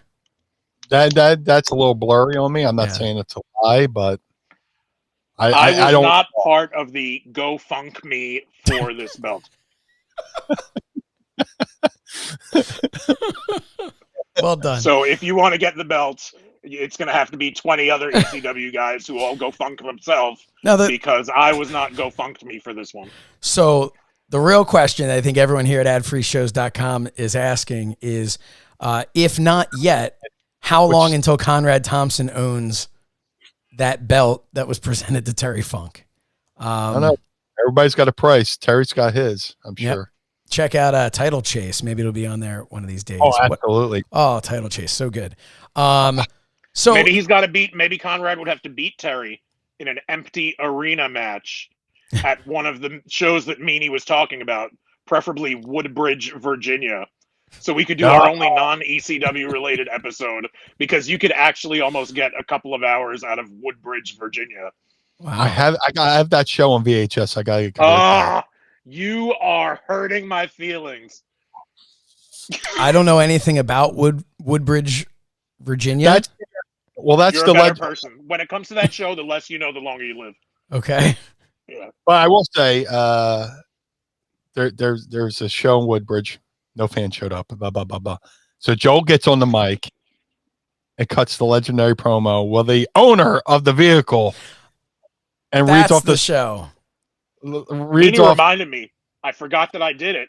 I remembered stuff like Axel passing a hat and them doing karaoke. Like, I remembered a few other people's spots. Mhm. I didn't even remember. And then Meanie, a handful of years ago, reminds me that one of the things that I did to take part to, because it just turned into a variety show, man. Like, as much as they, like, nothing against Monday Night Raw. It's my, it's my food, it's my medicine. I love Monday Night Raw as much as the next person. But, like, as much as they want that to be a variety show, what we wound up doing to entertain those fans was a true pro wrestling variety show. And Meanie reminded me that I off an index card, I was like, in between matches, would the owner of whatever it was, 1997 white Honda, whatever it was, license plate XV 5 3 2 9 B Q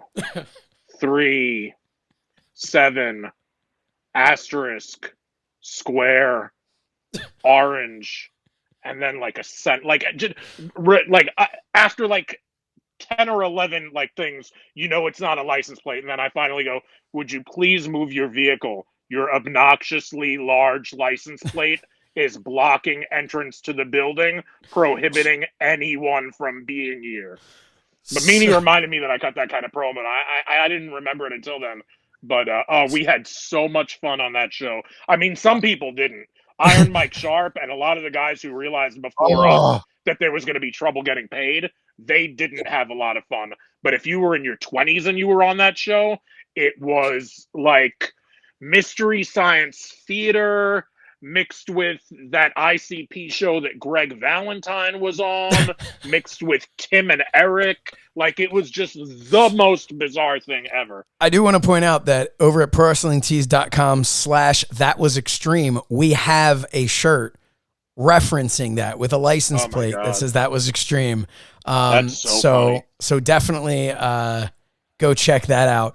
The event that we were just talking about in Amarillo. We're gonna have to do alternative commentary over that show. Oh yeah, I'll find the tape and I'll convert it. Oh God, please.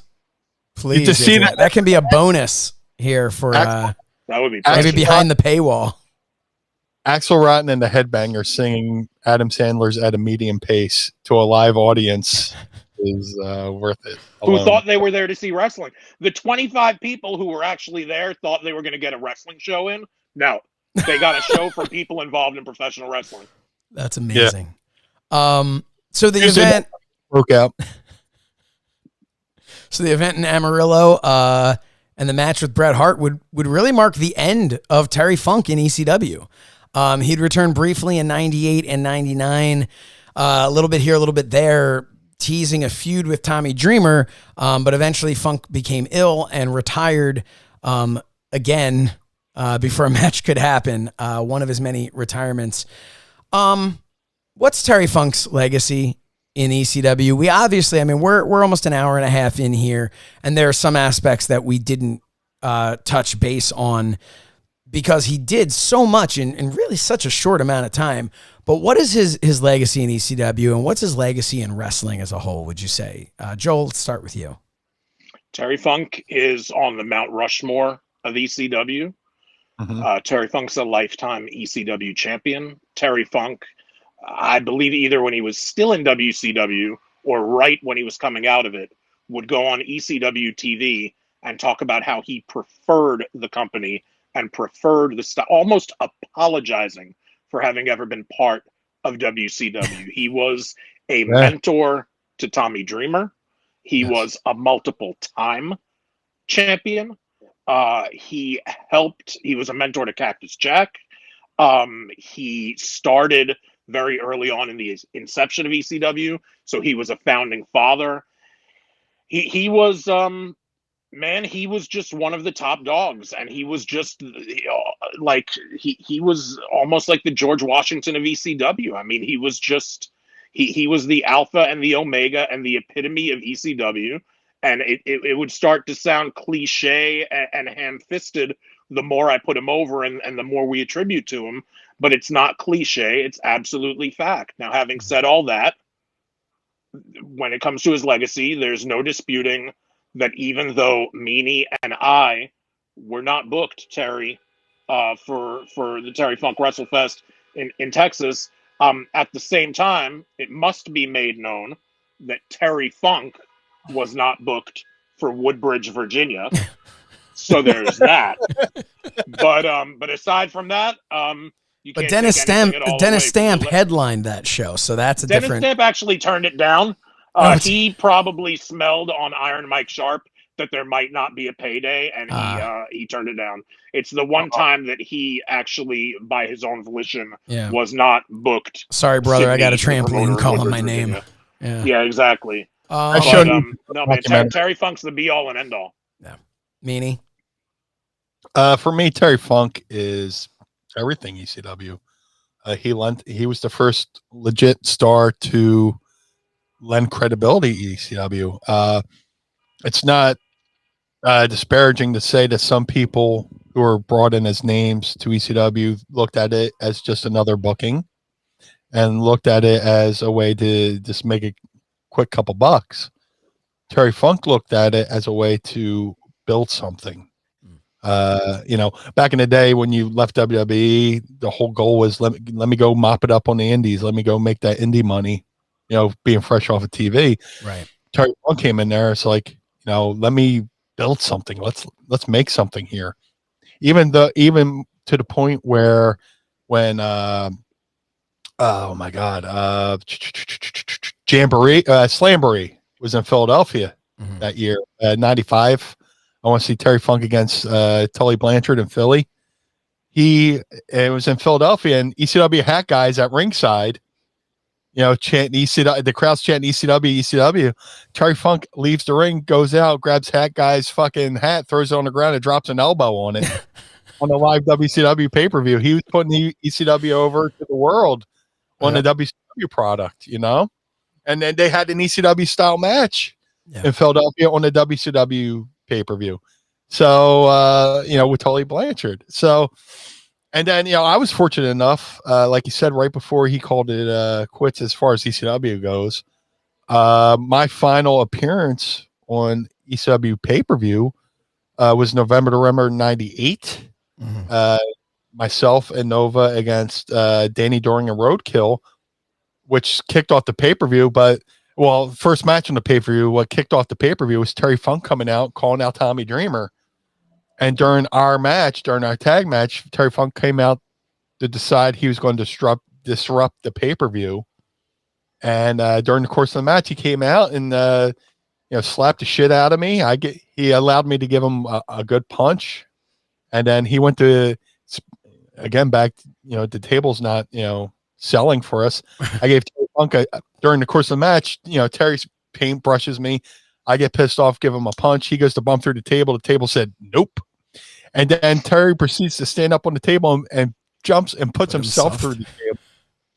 To which only Terry Funk could get away with doing something like that. So, again, middle-aged and crazy Terry Funk just said, fuck it, and puts himself through a table, and the crowd still fucking goes apeshit. And then, me and Nova win our match, and Terry Funk comes in and destroys us with pieces of the table they put himself through. So, how old was Terry Funk at that time? What would you say? Know. Late 40s, maybe. I mean, it's amazing when you think about the talent today who are in their late 40s or even in their 50s. Yeah. And no one's looking at them as middle-aged. I alluded to it in our introduction, everyone in wrestling today is quote unquote middle-aged. If you look at it, a lot of the top stars are in their 40s or in their 50s. but Terry Funk, it was just, I think it was the crazy part that people really lent to, because he seemed like a man who may have been in his 40s, but he seemed off his rocker like a man in his 80s in a way. You know what I mean? In the best way. There was a danger to Terry Funk. There was a danger. And that's why he's not only beloved by wrestling purists, but like he's Terry Funk's a bit of punk rock too. Like how earlier in the show I said, there's a punk rock song dedicated to Sputnik Monroe. I'm sure you can go out there and find a punk rock song about Terry Funk, or Terry Funk's on some kind of punk rock album cover. But because he was Terry Funk was anti-establishment, just like punk rock. Anti-Scene could very well have a Terry Funk song. Absolutely. We have some questions from the great folks over at adfreeshows.com. Let's start with RJ Krasinski. Asked, is Texas the best state for producing wrestling talent? If no, what state is? You want to take that first, Joel, or? That's an interesting question. I think there's a t-shirt. There's like a meme of like who the top wrestling personality is that represents each state. There's another one with the territories, but I'm trying to think of the one with like the individuals. Is Texas... Gosh, Texas is up there. Florida is up there. If Minnesota, you ask people from the tri-state area, Minnesota. Oh, Minnesota for sure. Yeah. Texas, Minnesota. Yeah. God, there's one high school in Minnesota that did better than some states have done. Yeah. Robinstown, Minnesota. Yeah, but the same way, the college that's done best is West Texas. Yeah. So, it's debatable. It's arguable. Maybe Texas, Minnesota, and maybe Florida could be an argument for top three. Maybe. John Michael Wright says, have you or anyone tried to talk Terry Funk out of doing a certain spot with his health in mind? Not that the opportunity's arisen for me to do so, but even if I try to, Terry Funk's going to do what Terry Funk's going to do. Did you ever see like Paul Heyman or Tommy Dreamer, some of the guys that were kind of close to him? The closest I've seen to that was his recent health scare, where he was booked to be on Tommy Dreamer's House of Hardcore show, and he was at the convention. And he was forbidden to get into the ring, and he still went and got into the ring, and Dreamer was like, Terry, I said you didn't have to get in the ring. Terry wanted to come in. Terry was supposed to be on the show that night. They had to replace him due to health concerns, and Terry at least wanted to come out and say something to the fans, because Terry's an honorable guy. And he went and got in the ring to Dreamer's bemusement, where two Dreamers like, Terry, I told you don't come in the ring, your health. Terry, what are you doing? So that's as close I've seen somebody, telling Terry not to do something health related wise. Gabriel Schneider. That's my answer to his outdoors. So how was that? Gabriel Schneider asked advice Terry gave to you. Was there either of you ever receive, other than go get a blue car, either of you ever receive any advice from Terry Funk? For me, one of the coolest things, it wasn't it was a lesson, but indirectly. I was at the gathering of the Juggalos the weekend of the Great American Bash, where the BWO wrestled the Mexicools. That Friday, Saturday, I was hanging out with Terry at the gathering of the Juggalos, and Terry had some of his More Than Hardcore books on. Again, not an ad, but if you haven't read Terry Funk's book, More Than Hardcore, I highly recommend it. Yeah. I went over to Terry's room. It's a great companion piece to. Yes. My balls. Is that thing? Am I allowed to say Manscaped? That's Yeah. where that thing is from? Yeah. Because it made a noise, and I can say, hey, is that Manscaped thing? Yeah. Oh, it's not an That's ad. not an ad. Are No, we still you're not allowed out to here do going plugs use. at the end, because I'll just. What's We're that? still allowed to do plugs at the end, right? Oh, we can In other definitely words, do plugs. A plug's not an ad. ads, This right? isn't plug-free Oh, no, show. of course. All right. Well, that's good. cordless. Yeah. That's cordless. So it's there's no But it plug. does come. I should say that it does come with a nice. Inside this little package here comes with a plug with that thing because it's cordless. It comes with. Well, let me show you since we're just talking about it here in the midst of everything. Because we're already talking. Yeah, it comes with a USB plug-in, and this is what's really exciting. It's a stand-up. Oh my God, how many things have they wrapped up here? Oh, they give you a lot of accoutrement. A little stand, and would you look at what I have right here? Just if you're That's somebody who wants a different that's length. a lot of accessories. That's in Russian that would be called an assorti. Like that's like a Russian doll. various. It's like a matryoshka. Yeah, like you have a bunch of little accessories that when you build them up, they become like this Voltron that shaves your balls. Yeah. Well, that's the dream. That little attachment could give your balls to Don Johnson. You could have that 6 o'clock shadow like a Miami Vice. The old tickle the fancy, right? Yeah. Because Jerry wrestled in Florida. So yeah. It all ties together. It all ties together. Yeah. But speaking of balls, what were you saying, Meanie? You said a mouthful. Oh, it's like that now? And then Meanie goes, you said a mouthful. So, why are people listening to us? What was the question? Who says anyone is anymore? But all right. So, I don't even know anymore. Advice you were given. Other than shave your balls. Terry was shaving his balls when I went to his room. No, seriously though. Seriously though, he was. No, I went over.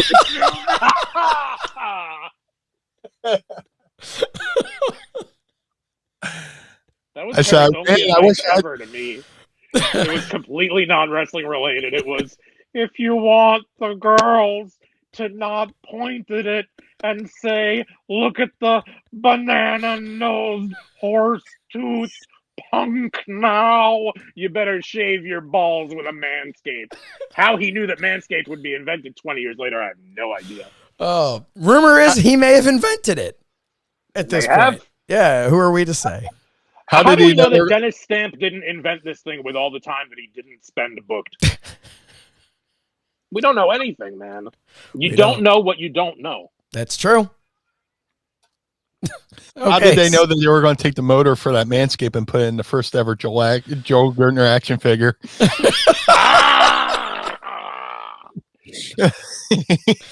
That's the big holdup. Why Joel can't confirm or deny if he has his own action figure in the works. No, dude. There may or may not or may be for sure, probably, but for sure, Joel Gertner's first action figure in the works. Either with, and these are all fine companies, and because it's historical reference, this isn't an advertisement for any or none of them. Cella, Zombie Sailor Toys, and or there may just not be a figure. If there is a figure, please buy it, and there won't be ads for it on this show, but there will be plugs galore at the end. Yeah, like I'm not going to sit here and take this out and show you these Cella Toys action figures of myself in the Blue Meanie, because that would be an ad. Yeah, you know, egregious. But put the Meanie one closer to the camera. Well, it's going to get out of focus. No, it's nice though. You said Cella Toys made that? Cella Toys made it. It's phenomenal. If I were either a figure collector or a wrestling fan or somebody who enjoys this show or Mind of the Meanie or a human being, I would buy those action figures. Oh, I agree and really appreciate that. But yeah, do you remember the old WCW figures? There was a time they were so weird. They were like gigantic, but they pressed a button and they vibrated. I don't. Insist. Do you have pleasant? Yeah. Insist on that style of action figure. See, we went with the old retro style Hasbro kind. but insist Oh, on the so that mine has vibrating. legitimate pelvic thrust. Yes. Like G.I. Joe with his karate kung fu grip or Exactly. whatever. Yeah, Exactly. okay. So, Meanie, I think we were talking about Terry Funk giving advice. Next question. No. Seriously. Oh man, this is like the part of the party where the drugs kick in and everything. Hey man, edibles don't work, huh? Yeah, he's saying shit. Famous last words. I'll be on my tombstone, and not the pizza. I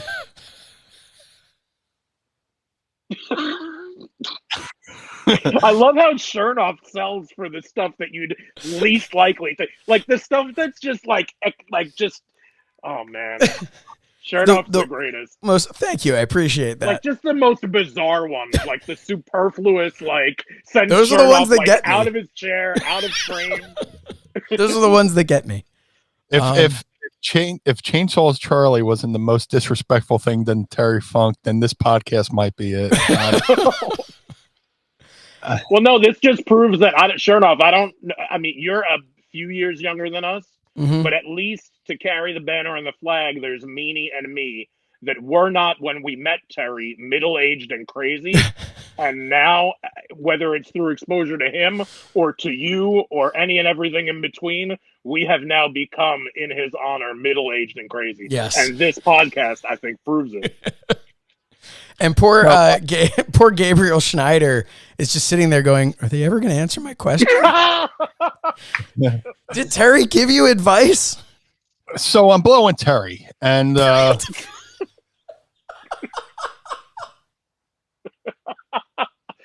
now that one I was expecting to throw Shernoff out of his chair, and it did. I said, man, your balls are smooth. All right.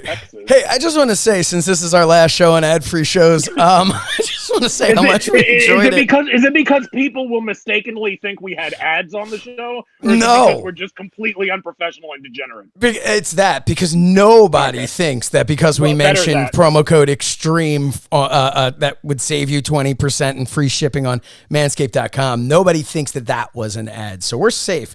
But so meanwhile, so Terry's blowing you, and when he finished, he looked up and he said, Meanie. I wanted his book, which I've been trying to get to, and I asked him to sign it, and he wrote the dedication to, he wrote the dedication, but then he had me read the opening, and he dedicated the book to the jobbers. That's cool. Which is, they were, and in some ways are still the most important people in the wrestling business today. You know, these folks who went out there and sacrificed, themselves to, to make somebody else look good. Mm-hmm. Harry was very thoughtful in putting that in his book, in the opening of, the forward of the book, to say this book is to the jobbers, and he had me sit there and read it out loud. This. That can be taken multiple ways. That could also seem like he made you sit there and announce to everybody that you were a jobber. Well, it was just me and him. Okay.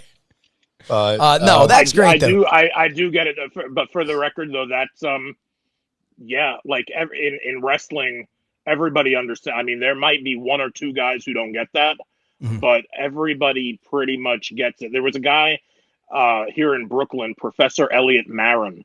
And he used to do all different things for WWF.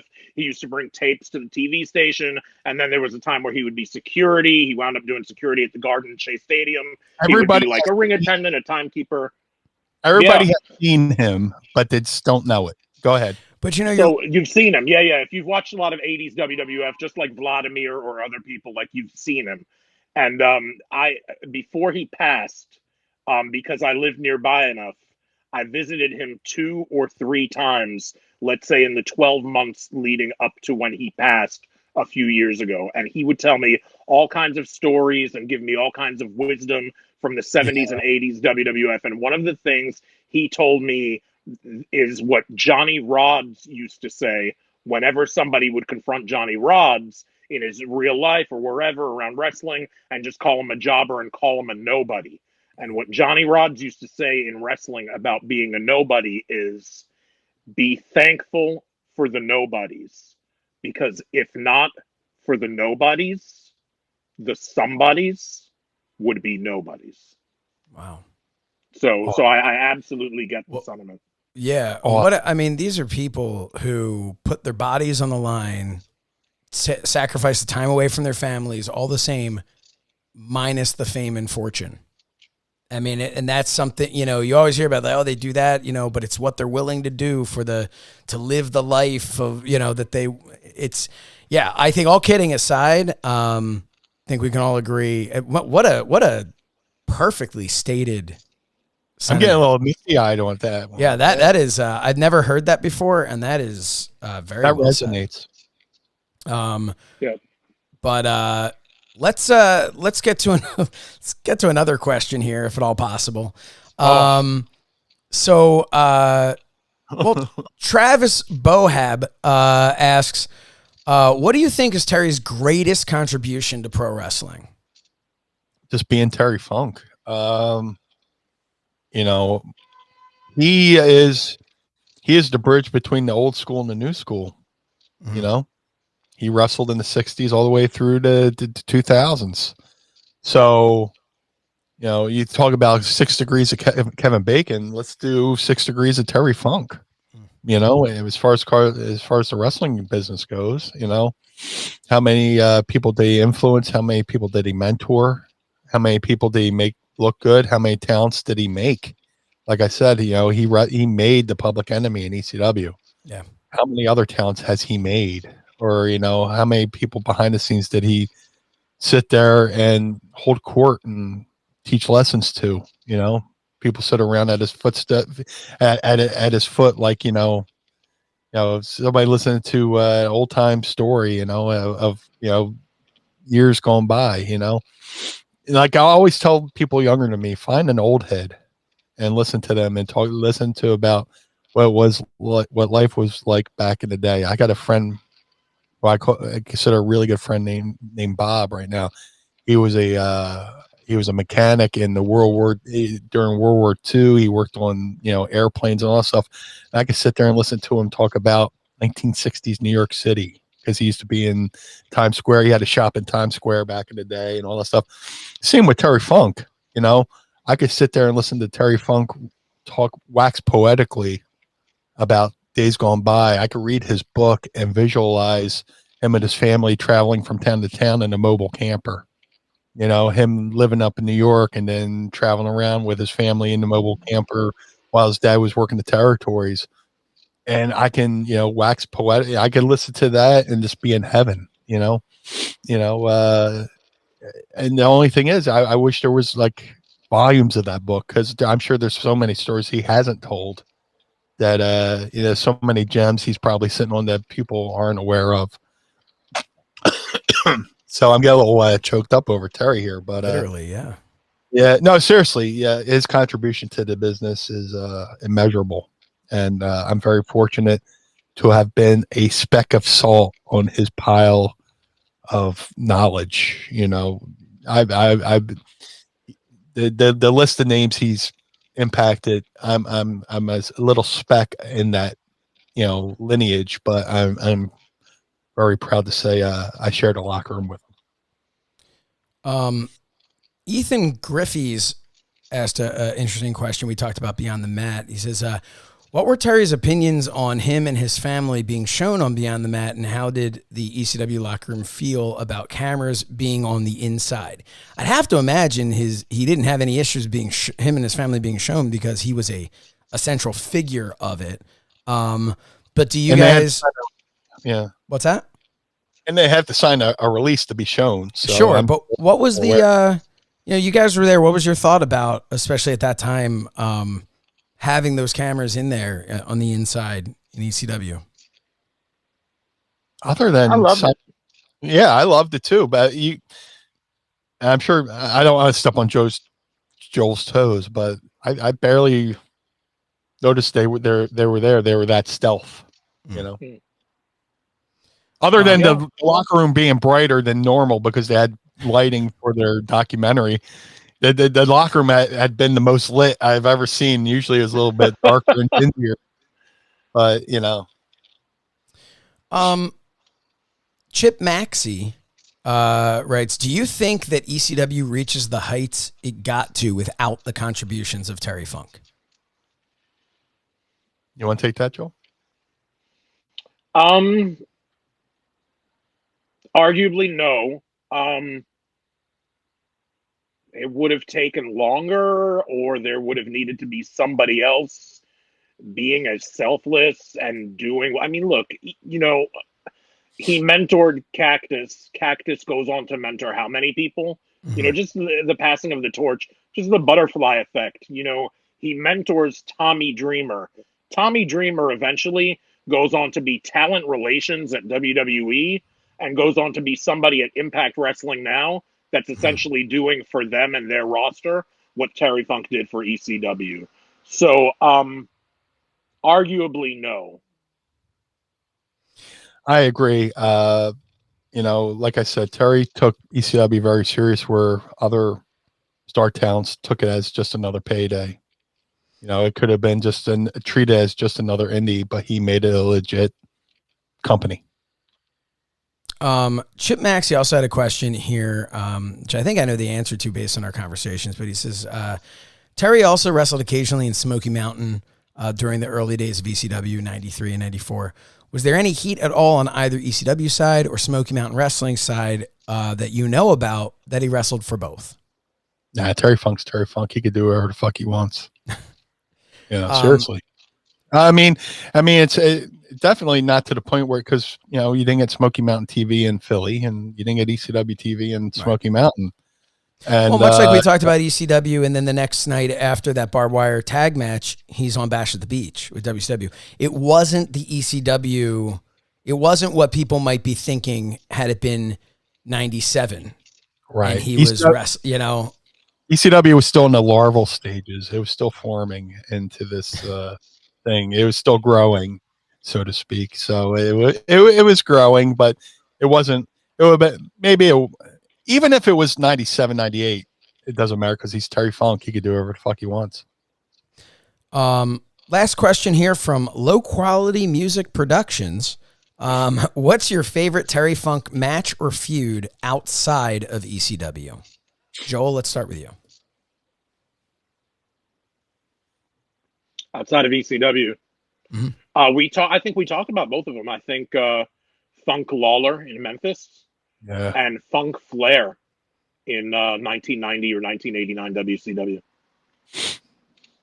Yeah, Funk Flair, definitely Funk Lawler, Funk Dusty, to which fucking there's a Legends Roundtable on WWE Network where they bring up Terry Funk and Dusty Rhodes goes, "What the hell did I ever do to this guy that he keeps bringing up my name?" He's taking a famous shirt, Dusty sucks eggs, and every time, "Fat man, you Dusty Rhodes, you pig, just and Dusty's like, "What did I do to this man?"